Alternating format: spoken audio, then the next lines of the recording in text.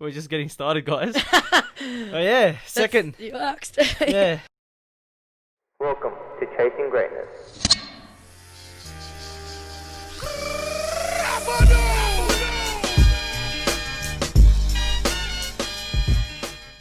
Hey guys, and welcome back to episode 10 for Chasing Greatness. Again, sorry Isaac's not here. Bit of, the schedule's off track once again due to the pandemic and, everything else like that. So he sends his regard. He wanted to be here, especially with this episode, but sadly he's not. But yeah, special thanks to our sponsors, Messina Media, for the content and recording this and doing the editing and everything like that, especially the apparel for Ebanie. So shout out to those guys, the manufacturers. And yeah, anyway, without further ado, we got a special guest here. She fights out of Bartillo Bombers with Arnell Bartillo. She is bantamweight. Yep. Yeah, bantamweight, upcoming bantamweight for the women's boxing. I'm representing Australia. Yeah, thanks for joining us, Eb. All good. Thanks for having me. No, that's all good. I'm excited to be here. Yeah. Yeah. So How's everything been? it's during been this good. Yeah, I mean it's been good. I'm lucky enough I've got a little bit of a setup at home. Yeah. So I can keep training and doing boxing. We're lucky as a boxer. Obviously besides sparring and being able to hit people, there's so much that we can do, at home or without much equipment. You know. So, as long as you got kind of a rope and you can shadow box, there's always something we can do. So, Yeah, nice. Yeah. Nice. Oh yeah. Don't forget to comment, like, subscribe as well, guys. Anyway, we're gonna head into the icebreaker questions. Yep. Yeah, just to break the ice a little bit Cool. for you. But I'm sure you're pretty confident with this stuff anyway. You're probably used to it. Yeah, I'll break the ice with my fist. Anyway, first icebreaker. What's the best advice you have been given from anyone? Oh man, I mean, I talked to a lot of people over time, and I think I've been given a lot of good advice. This is really hard to pick, but I think probably the best advice I could say would be probably from my parents. My parents is telling me to be me. Don't let anyone tell you who you are. Don't let anyone tell you your worth. You be you and you do what you want to do. Yeah, that's pretty much it. And I think that's what I've always done. And I don't know, fortunately or unfortunately, I've always gone against the grain, and whatever I've wanted to do has always been against the stereotypes of what we expect. So yeah, nice. It's always been working towards that. Yeah, 100%. Always got to give it back to the roots and, Yeah, I mean, I get good advice, of course, but I definitely think, the best advice is when you're younger and you're growing up, if you can have someone, parents or people close to you that believe in you and want you to be you and really push that, individuality and I think that's really important, especially growing up as a youth or even, as you get older, just to always stay true to yourself and be real and don't let other people tell you who you are, what you can do, what you should do, what you can't do, because you can do anything you want to do. Just, whatever you want to do it. Yeah, 100%. So, yeah, be you. That's it. Wow. That's just the first icebreaker as well. We're just getting started, guys. Oh, yeah. Second. You asked. Yeah. Second. If you had 25 hours a day, so the extra hour, how would you, what would you do during the extra time? Yeah. Or the extra hour that was given to you? Yeah. Well, if you know me, which you kind of know a little bit about me. Yeah. But from the time that I wake up to the time that I go to sleep, I'm doing stuff. Every minute is not wasted. 100%.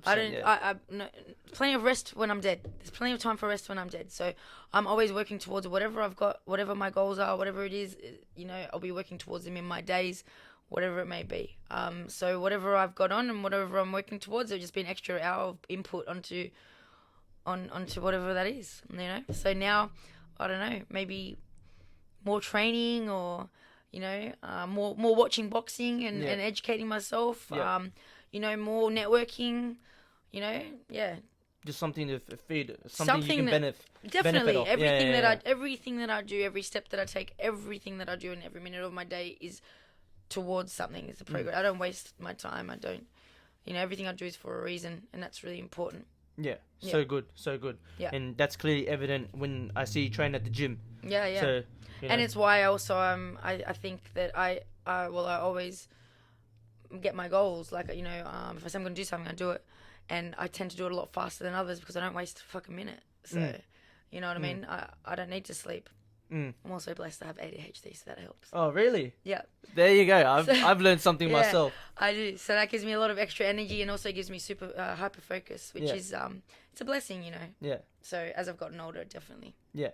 I don't know if this is accurate, but for me, I took the ADHD test online. Oh, and it says I'm moderate ADHD. Yeah. So I don't know how accurate that is. Yeah, I'm not sure. I was diagnosed when I was younger in school. Yeah. When I was in primary school. Fair enough. Well, So, yeah. Yeah, you put 100% everything. Yeah, well, that's it. Yeah. You know, it's all about where you put your focus. And I think that's the main thing, what people need to do when they're going for goals is how bad do you want it? Why do you want it? If you want something bad enough, you make it happen. I'm sure we'll get into it later on how I manage, on, you know, all the things that I do in my life. And I still get things done. Yeah, 100%. Anyway, last icebreaker for you. I'm sure the ice is broken. Well broken. Yeah, It's well melted. broken. You're about to melted. smash it. Yeah. Told you I'd smash it. Yeah. What's the weirdest food you've ever eaten? What's the weirdest thing you've ever had? To be honest, I don't really eat weird food. I'm pretty fussy. Like, I don't even eat seafood. To me, like, seafood's gross. So, I mean, going off the top of my head, probably trying. I haven't actually eaten it. I mean, I kind of put it in my mouth and, like, spat out would be chicken hearts. Like, Chicken what? Chicken hearts. I've never had that as well. Yeah, coração de frango. It's Brazilian. Oh, wow. Yeah, little chicken hearts. I would say that was the weirdest thing that I've ever put in my mouth and like attempted to eat, but I didn't. I was like, I can't do this. Yeah. Did it taste alright? To be honest, I probably didn't give it enough of a go. I put it in, it was like a bit rubbery, and I'm like, I can't do this. It's chicken heart. But yeah, they love it. The Brazilians, they love the chicken hearts. So. Oh, there you go. Yeah. Brazilian hearts. Yeah, Brazilian get hearts. into it, guys. Yeah. Yeah. Anyway, we're going towards the deeper stuff now. Yeah. You know, people, obviously, you've done plenty of talks with this stuff. Yep. But I'm not sure if you've completely gone in depth with this type of, you know, these topics. Sorry. We'll see. But yeah. First off, how did your journey of boxing start? You know, start from like, you know, what motivated you, how did it inspire, or who inspired you, sorry? Yep. Oh man, to be honest, my journey of boxing is like there's so many different like tangents or branches that kind of read out and then led it back into boxing. For example, I started martial arts when I was 5 years old. Yep. So I started karate when I was 5 years old. I did that for 8 years. I got my black belt in that. Then when I was in high school, I was like, I just want to bash people, you know, like more. So then I got into like kickboxing and Muay Thai because it was more aggressive. But back then, women weren't allowed to fight. It was illegal in Australia, especially New South Wales. You could do modified kickboxing up in Queensland, I think. But yeah, so it was really I was just training and couldn't fight. And I always loved watching boxing, loved watching kickboxing. I was a huge fan of combat sports since I was, you know, since I could walk around. Yeah. You know, I was like Van Damme and like, you know, Jackie Chan and Jet Li and all like, I mean, I just used to watch. So yeah, I mean, always been into fighting. And then just because, we couldn't fight as females, I thought, well, why am I fighting? Why am I doing all this training? I can't actually compete. Yep. So then I flicked it and I went into bodybuilding. Yep. And I had a very successful bodybuilding career. And while I was bodybuilding, I used to do card girling. You know, the ring girl? Yeah. So because I like boxing and the fights, so it got me, I got paid to sit ringside at these fights, watch these mad fights and strut around in a bikini and whatever. Like, it was mad, you know. So, I mean, I did that for about 8 years. I did bodybuilding for that long, all through my 20s. And then I kind of, you know, succeeded in bodybuilding. You know, I won so many titles and, you know, competed at a really high level, did international comps and stuff. And I just... What federation were you, by the way? IMBA and AMB. Okay. Natural. Okay. Yeah. Naturals, yeah. Nice. Well, my last comp actually was IFBB. And that was, I did the Australian title. I came second in Australia and New South Wales. Yeah. After I just done an international IMBA comp. So yeah, it was pretty good. But yeah, and then I just decided, you know, like, I don't want to do this anymore. I'm over it. The dieting and the life, like, you know, 8 years I didn't have a drink. Not that I really like to drink anyway, but I mean, bodybuilding, you have to really, it's a proper sacrifice. Like boxing, you got a bit of leeway with life, but bodybuilding, I mean, if you want to be the best, it's full on, and you can't compare anything to it. So I would say my mindset that I have now has definitely been built from my bodybuilding experience, and I've been able to take that into my boxing, which is amazing. and I just hang up the weights, and I was like, what do I want to do? What do I like doing? And I'm like, well, I've always liked bashing people up and like punching shit and breaking walls and all that kind of stuff. So I was like, I'll get back into fighting, and now it was illegal. So it came legal in 2008 in Australia for women to fight, which is not that long ago. Yep. And I was actually bodybuilding at the time, so I wasn't going to just go off my bodybuilding track and go to box, So and then I was just like that, and then I said I want to fight, and I'm like, that's it, I want to fight. And when I say I'm going to do something, I'm going to do it. Mind you, as I was bodybuilding, I hadn't run for like 8 years, like, cause running's bad, like you don't want to run, like, and I also smoked a pack of cigarettes a day, like I smoked a lot of cigarettes, and because when you're bodybuilding dieting, like you don't need lungs, you just need to not be able to eat bad food. Anyways, and I was a smoker since I was like a kid. Anyways, and and then obviously I quit smoking and I started my boxing, and I didn't realize how hard it was going to be because it's fitness, and I've never done fitness, like 100%, and after like the first few times I was like, what the fuck? Why did I say I was going to fight? Why didn't I just say, Ebs, just train? But because I said to myself, I'm going to fight, I couldn't quit, I couldn't stop until I succeeded in this goal, even if it was just one fight. I literally told myself I want to fight and I'm going to fight, so I had to do it. And I started boxing, and I had the first year of boxing, a year and a half of boxing, was like full of injuries. Because I went from such a static, like bodybuilding, stiff, static kind of sport, if you want to call it that, to all of a sudden agility, jumping around, all this kind of stuff. And my body was just, what the fuck are you doing, Eb? Like, so it was very hard the first year or year and a half. I couldn't even get consistent with training. Many times I was like, is this a sign from God that he doesn't want me to fight? Like, is that what it is? Like, like I'm just constantly getting injuries. I constantly can't stick to the boxing. And I just said, too bad if it's a sign. I said I was going to fight, so I can't stop. And then, before my 30th birthday, I finally had my first amateur fight. With Arnell. And shout out to Arnell. Yeah, Arnell. Golden Gloves, broke the girl's nose in the second round, and that was it. I was addicted. Oh. And I said, and it was funny because I trained so much, and I went through so much just to get that fight. It was over in like 2.5 minutes, and I was like, the fuck, is that it? Like, I want to go again. So and that was it. That just came, and I had 30 fights in 2 years. I pumped out. I fought as much as I could. I fought in all the tournaments. I fought with the reps and New South Wales boxing. All those kind of things. Did you get national level? Well, I did Golden Gloves is national. It's actually international as well. Because you got like a lot of the island countries come over and fight. But like New Zealand and stuff. And I also fought at the World Trials, which is a national competition, like for the trials, the World Championships. Yeah, nice. But so I fought that and won 2 Golden Gloves, 1 state champion, all that kind of stuff, 2 years boxing, and then I said, that's it, I want to get this headgear off and bash the shit out of people properly. Small gloves and So moving on to your pro, obviously your pro side of things, your pro boxing career. Leading up to, I think it was your first fight. Your first fight, you had an injury. Yeah, you had an injury. So could you explain? Could you explain the many injuries you've had and that injury specifically, and how did it test your mentality? Yeah. I won't go too much into too many injuries just because I've had so many, to be honest. Like, but honestly, just to rattle it off, like, I mean, I've got herniated L5, S1. I've got herniated T4, T5, T6. I've broken my knuckle. I've snapped my ligaments, my UCL or MCL in my elbow twice. I've snapped it in my right arm. I'm pretty sure I've broken my nose, but I would have just kept training through it because it's I think I could snap my ankle. So my pro debut, first fight, first professional fight was on pay-per-view TV. I was on Paul Gallen, on the Paul Gallen Hopewadi undercard, I think a Tim Zoo undercard. I was the first fight of the pay-per-view when it comes over onto pay-per-view. I chose a tough opponent because I wanted to prove that I can fight because I'm a pretty girl. And people are going to be like, no, but they're going to be like, oh, she's Barbie, if she just fights a body bag, she's only winning because she's fighting like someone that can't fight. So I wanted to make sure I showed people that I could fight. So I picked a tough opponent from the Philippines. Yeah, and she came out and I was nervous as hell, obviously. On TV, everyone's watching around in Australia. All my friends are because I work at the pubs, at Ricky's pubs. So like...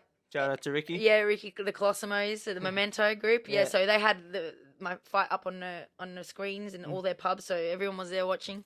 And came out and I just got caught cold in the first 10 seconds and got clipped and went down a little flash knockdown, and as I went down, I snapped my ankle. Yeah, I saw that. Yep. Yeah, it was pretty bad. And then I got back up, and yeah, the only thing that went through my head was, oh, she's fucking dead now. Like, literally, that's it. I just thought, oh, she's dead. And I thought, I can't show any weakness. You know, Arnold has always instilled in our heads, don't show any weakness, don't show any emotion. As soon as you show weakness, that's it. And I couldn't show that I was hurt at all. So I just put my head down and grit my teeth and just punched the shit out of her for the next round. And then as soon as the bell went, I went to walk to my corner, and I said to my corner, I think I broke my ankle. I'm like, what do you want to do? I want to bash the shit out of it for it. I'm not quitting. There's no way I'm quitting. I'm on TV. I come here to win. Everyone's watching. You know, and I don't quit. So I put your leg out. So I put my leg out. That whole minute felt forever because my ankle was killing me. Yeah. And as soon as the bell went to go out and fight again, it was kind of like it just like numbed. Yeah. Because you obviously adrenaline and that, and I just focused on punching her. Like if you see that fight, I don't know how many punches I threw. So many punches. Yeah. Because all I was just stalking. Yeah, I was just throwing punches. I was letting my hands go because if I was thinking about punching her, I wasn't thinking about my ankle. As soon as I stopped punching, it was like, oh, my ankle. Oh, like, you know. So that's just kind of how I got through the fight. At the end of the fight, I couldn't even walk to the center of the ring. The ref came over and kind of helped me walk to the center of the ring. I was hobbling out of the ring. And I won, obviously. That's cool. Yeah. Because I'm 4-0. But probably would have stopped her if I had my back leg. But I didn't have any power in my leg, in my back leg, because I couldn't plan it, couldn't go on my toes, couldn't do anything. You know. That's where it generates from the power. Exactly. Yeah. So and then that was it. And then 2 days later, I had surgery. Had How was the rehab with that stuff? Yeah. Yeah. So that was really big eye opener. So that changed my whole life. That injury, and I thank God every day for that injury.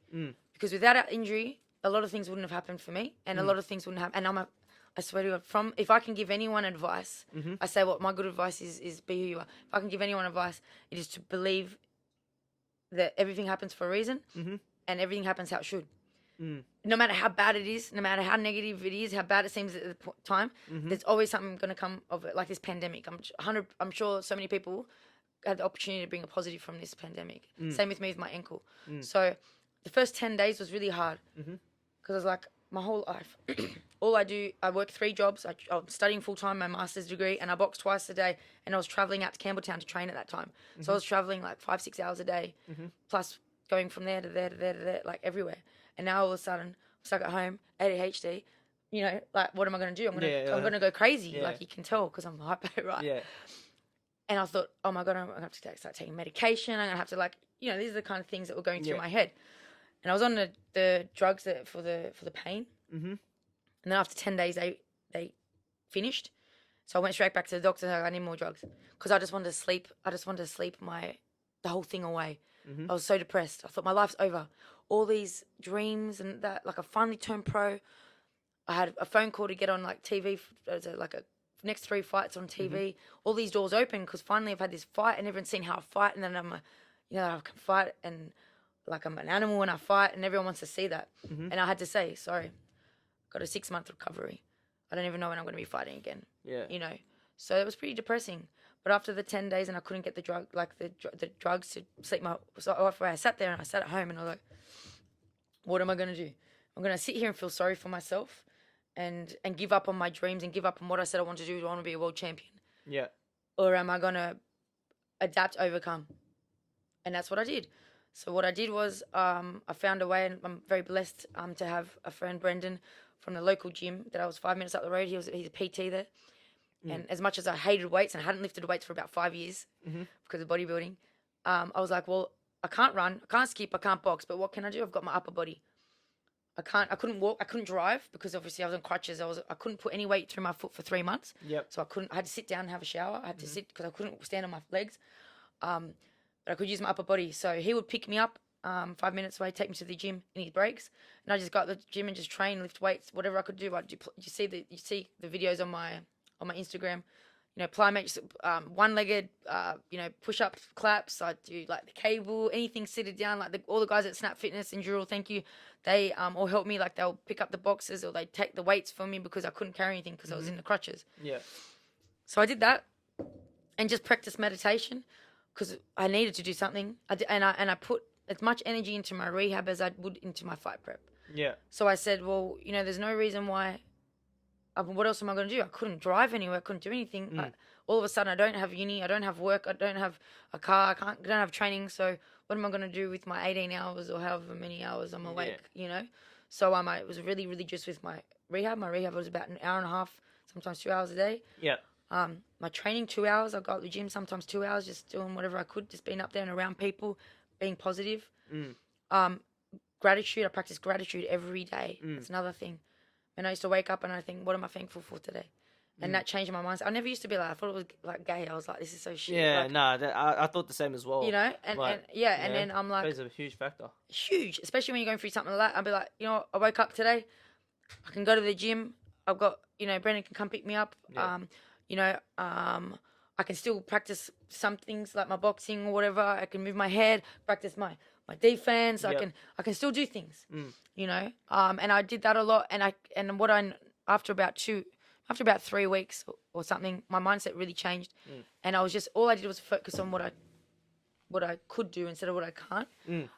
I stopped watching a bit of boxing. I stopped watching the things from my gym because it was kind of a bit upsetting and depressing watching what everyone else was doing, and I could all do it and I couldn't do it. And I mean, it's not weak that I had to cut that out, but for myself, I'm like, I can't watch that because I want to focus on what I can do. Watching all that was just bringing me down a little bit. Like I felt like FOMO, you know, I can't be there, I can't do it, or whatever. Like, and it was a bit upsetting, you know. And so I just kind of put it off and just focused on me and what I had to do and what I could do, and everything that I was happy for. And and then that's it. 8 months later, 6 months, kind of got through the injury, and then 2 months for a fight prep, and I got back in the ring. So 8 months I was out in my and I've only been pro for like a year, just over a year. Far out. And now I've just had COVID. I had my American debut, literally. So I had my professional debut on February 8, 2019. Then on February 8, 2020, exactly 1 year later of my pro debut where I snapped my ankle, I had my American debut. And then now COVID came and I'm probably out for another 8 months. It's like a thing, but you know, it's like a cycle. Like I have a mad thing, something mad happens, and then all of a sudden I get put out. But like I said, it's because of what I went through that I'm totally positive with this pandemic. As soon as I'm like, fuck yeah, I've been here before. The only difference is last time I couldn't box. You know, I was stuck at home. I couldn't work. I couldn't train, and I mean, I couldn't do anything. And I got through it. But now I can do what I love. I can get in the garage and I can box. So I was like, this is awesome. Like you guys have no idea. Like this is the best. So and it's good. It's been good. And I've built up, worked on things in the pandemic, and I think it's the same with me in terms of, you know, obviously this took time to set up with the garage and of course, everything. But I see it as a positive, you know what I mean? Yeah. Sure, it can be inconsistent because you're comfortable at home. Yeah. But you got to break through that barrier. Yeah. And, you know, it's right next to you. Like, the equipment's right next to you. You got to get the job done. Yeah, you know of course. Well, you know, we'll have bad days. I can't say. When we first got into the ISO, whatever it's called, whatever you want to call it. I was isometric. No, what's it called? Isolation. Yeah. Lockdown. It's quarantine, whatever you want to call it. COVID, Corona. Yeah. I went so hard for the first 3 weeks. I was like, fuck yeah, I don't have to work. I can literally train 3 times a day. Train, sleep, eat, train, sleep, eat. Like I was like, this is like my dream. Yeah. And like I was pumping it, but then I was like, after about three weeks, I was like, wait a second, I don't even know when I'm going to be fighting next. Like. I'm killing myself like it's a fight prep. Making the most of the time, obviously, but I'm going to burn myself out because who knows when the fight's going to be and what I'm going to get to the opportunity. Like when it's all over, it's going to be 3 months. I've been training like a demon, but then I still got to spar for another 2 months. You can't go in a fight without a spar. You know, more risk of injury, more risk of whatever. And instead of pushing myself so much like that, I changed my training up a little bit and I just focused on the things that maybe I can't focus on as much when I'm in a training camp. Because in a training camp, you're focusing on getting really fit and getting really conditioned, but you don't have the time to slow things down and do the technique and do the little things like the drills and all those kind of things that are really important as well. So I took a step back and I was like, okay, chill the fuck out, like, you know, and just work on other things. And and that's what I did. And now I still train two times, sometimes 3 times a day, but I'm just not trying to kill myself because there's no real point. I'm not trying to be fight fit. I don't have a fight, you know, and doing that, and you get the most injuries when you're training like that because you're pushing your body to the extreme. So I mean, but it's just as long as you're staying active and finding your own way, that's it. Yep, so good. And adding on to your pro, like in between your first, obviously after your rehab and whatnot, and your second fight. You went to America back Yep. and forth to Yeah. meet like the boxers and Yeah, everything like that, like Yeah. Errol Spence, Yeah, Eric Mikey Morales, Garcia, everyone. yeah. How was that experience for you? How was going there? Obviously, getting interviewed by Fight Hype and Fight everything Hype, like yeah. that. Yeah. How was that experience? Man, that was insane. So Yeah. I went to the Manny Pacquiao Thurman fight, and Mhm. I was blessed enough to get a VIP ticket and get down there with some of my favorite fighters. Yeah. Had like Eric Morales give me thumbs up, you know, Yeah. Barrera. I went out with Mikey Garcia. You know, talked to Sean Porter, Errol Spence. Mm. I mean, so many, like all these guys, and So good. you know, I'm just sitting there like with all these guys, like, and you know, it was just amazing, and to get that interview with Fight Hype. The good thing about that was it kind of went viral, got like 200,000 views, and Yeah. so then I was at this Saw fight, that, and yeah. people were coming up to me and going, "Oh, you're the blonde bomber," because we're in the MGM. So everyone that's at the Yeah. MGM is for the fight. Yo. So they're all fight fans. So they all watch Fight Hype. So then I had Yeah. people come up to me going, "I saw you on Fight Hype. You're blonde. Can I get a photo with you?" So then all these people are getting photos of me, like, you know, and I've only had one fight, and I've just Yo. come back from my injury, Yo. you know, but because I actually predicted the Manny Pacquiao fight to go exactly how it did. So I think that showed as well that obviously I know my boxing. So Yep. people were really impressed that, hey, this girl looks like this. Even Fight Hype Yep. didn't believe I was a pro boxer. They're like, "You're not a pro boxer," you know, and I'm like, "Yeah," Yeah. and they're like, "No way," you know, because obviously the way I look. What did you show? What did you prove? How did you prove it to them that you were a pro boxer? I just said I am. I go, Oh, I okay. am a pro They boxer. took your word. Yeah, Yeah, they took nice, my nice, word, nice. and I said, yeah, I am. And then when they asked me about the Manny Pacquiao fight, I said it, and you know, gave the prediction and stuff. And then obviously because I was right, they chased me up after the fight. And now they come up to me and they're like, you know, that you got the prediction right. We had another interview. I did an interview with Ellie Seckback as well, which was pretty cool. He's pretty big over there as well. Yo. Yeah, it was really cool. You know, great networking and stuff, and yeah, great experience. You know, and I love the Fight Hype boys. You know, You still keep in contact yeah, with them? yeah. I mean, nice. I've had a few interviews. I've done a few speaks and interviews over the pandemic. Yeah. I've done a lot with the UK. So yeah, I mean, it's just all good. I went back, and yeah, and every time I go there, I meet more people and I get amongst it, and yeah, it's good. Yeah. They're all nice. great, and it's all good to meet some, like, you know, your idols, and yeah. That's crazy. Especially when I saw you with Errol Spence. Oh yeah. He's my favorite boxer. So he's one of my favorite boxers, Yeah. along with like Pacquiao. Yeah, of course. And Andre Ward. Yeah, But yeah, it's I see. that's yeah. You could tell. Yeah. But yeah, credit for you for just going over there, just Yeah. doing your thing as well. Like Well, that fight, I even, like, 2 weeks before the fight, I think that fight, I only decided maybe a week out or 2 weeks, you know, I'm just going to go. I had nothing to lose, you know. Sometimes I get a bit, because of my boyfriend, I'm like, oh, I just going to leave him and go overseas. But I got to do what I got to do. It's my business. It's my career, yeah, you know, and I'm going over there. It's a business trip. I'm not going over there to go just watch the fight. I'm going over there for a reason. Mhm. Everything that I do is for a reason. I don't Yep. do anything for leisure. There's plenty of time for that when I've made it. Everything I do now is for a reason, you know, and that helped me out over there. You know, I'm signed with them, with a top American management team, Split T. They manage Teofimo Lopez, Yep. Ivan Baranchek. They got so many big names. You know, and that's all because of me going over there and you know, staying in contact with people and networking.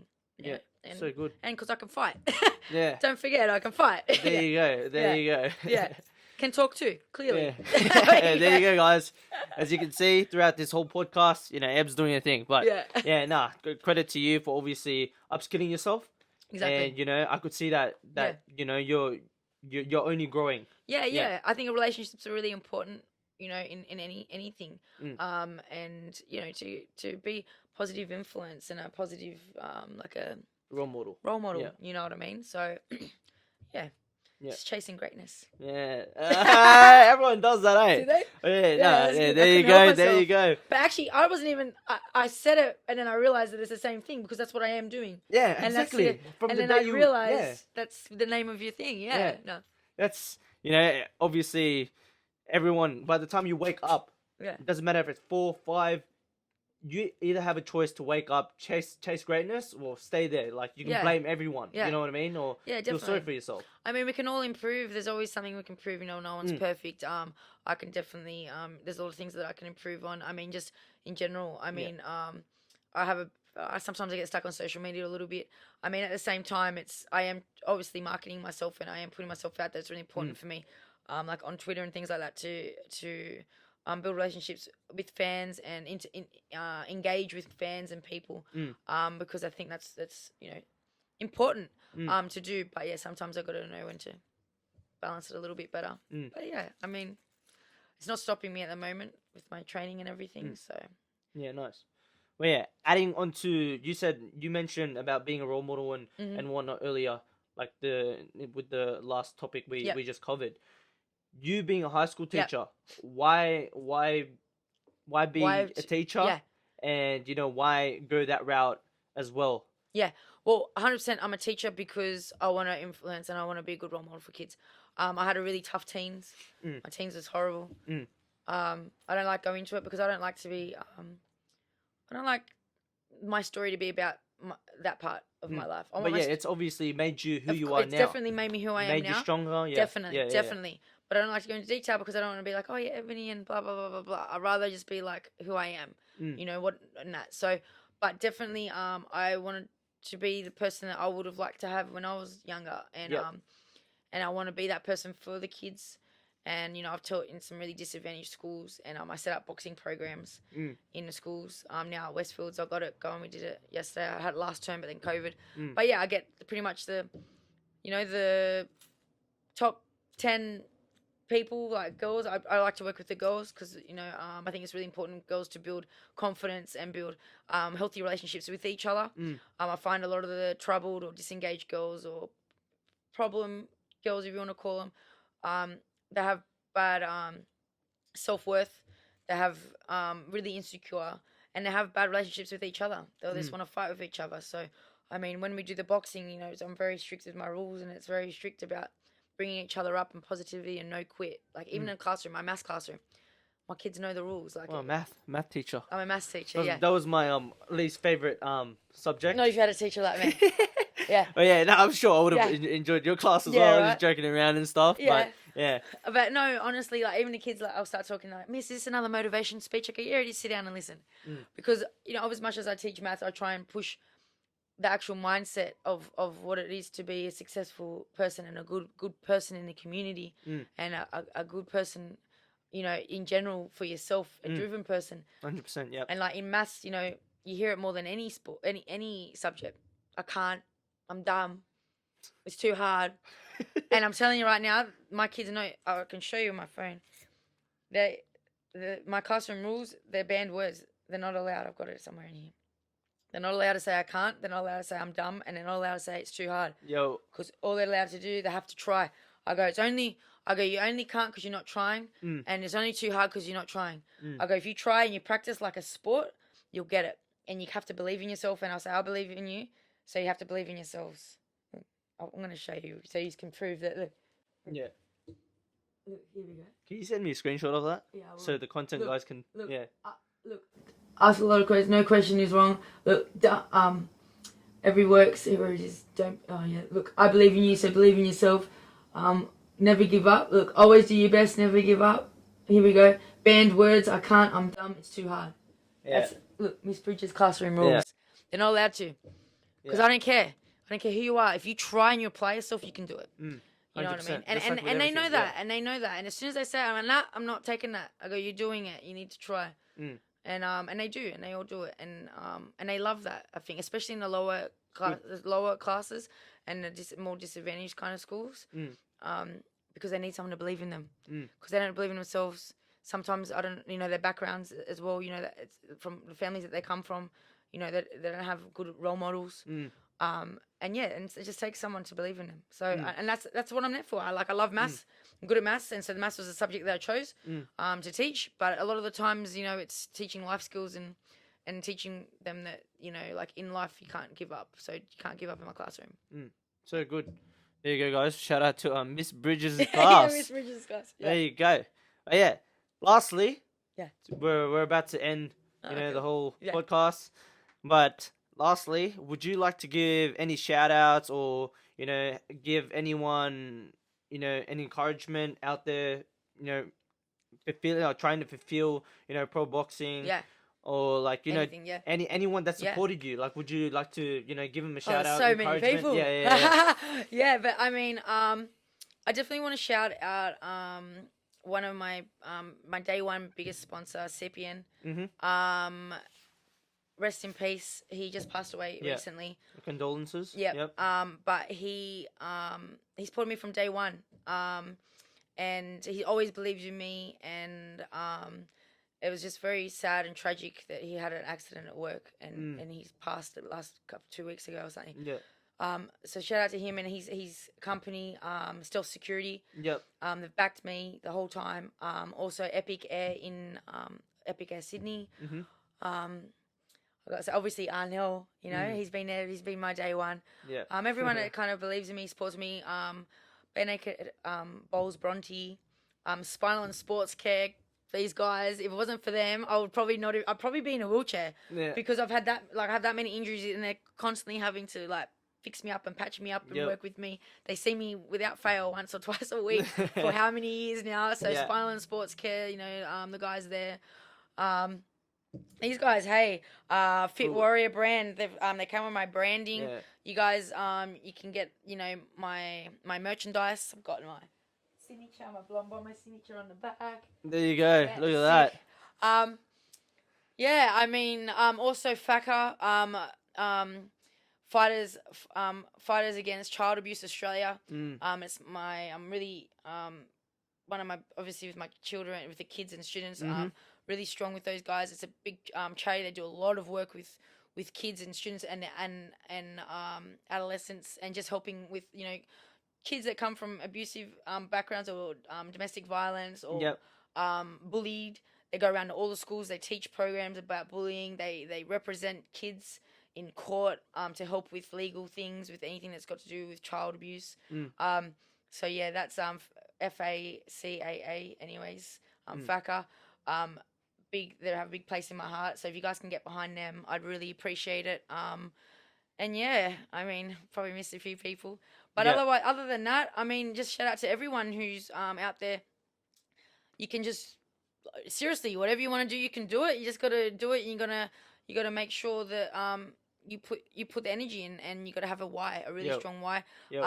And you gotta make sacrifices. Nothing you can't get anywhere in life and succeed in anything that's successful without making sacrifice, without commitment. You need sacrifice, commitment, and discipline. Those three things are so important. If you don't, if you don't realize you're gonna have to sacrifice some shit, whether it be, depends on what you're gonna. It could be your friends or socializing.